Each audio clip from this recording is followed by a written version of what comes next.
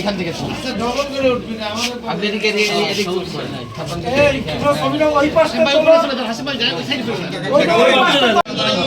সব জায়গায় ছড়িয়ে পড়তে পারে, মানুষ যাতে বুঝতে পারে যে না জাতীয়বাদী দল একটা সুন্দর দল, আল্লাহ তাআলা এই দলটাকে কবুল আর মঞ্জুর করুন। আমিন।